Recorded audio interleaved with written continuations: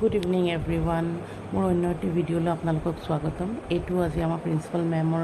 ঘৰৰ ভিডিঅ' হয় মানে আজি মেমৰ বাৰ্থডে আছিলে চ' আমাক তাতে লাঞ্চ কৰিব দিছিলে গ্ৰাউণ্ড ফ্ল'ৰত স্কুল আৰু ফাৰ্ষ্ট ফ্ল'ৰত তেখেতৰ ঘৰ হয় চ' তাতে আমি আজি লাঞ্চ কৰিলোঁ গোটেইকেইজনীয়ে বাৰ্থডে হিচাপে আমি তেখেতে একো কৰিব নিবিচাৰে কিন্তু আমি গৈ পেলাই যেতিয়া ছাৰপ্ৰাইজ দিলোঁ তেতিয়া মানে আৰু তেওঁ আমাক তাতে লাঞ্চ কৰিবলৈ ক'লে আৰু গোটেইখিনিকে আমি তেখেতৰ বাৰ্থডেটোলৈ আমি এনেও ৰখি থাকোঁ তেওঁ কৰিব নিবিচাৰিলেও আমি গৈ পেলাই ইউটিউবৰ হ'লেও কেক এটা হ'লেও কটাওঁ চ' কেক এটা লৈ গৈছিলোঁ সেয়া কেকটো কটালোঁ খুব ভাল লাগিলে তেওঁ ফূৰ্তি পায় আচলতে কৰিবলৈ মন নগ'লেও যেতিয়া আমি গৈ মানে তেওঁ বিচাৰে চাগে কৰাটো কাৰণ কিয় নিজৰ ছোৱালীৰ নিচিনা আমি তেখেতৰ মানে প্ৰিন্সিপাল হয় যদিও তেখেতে আমাক খুব মৰম কৰে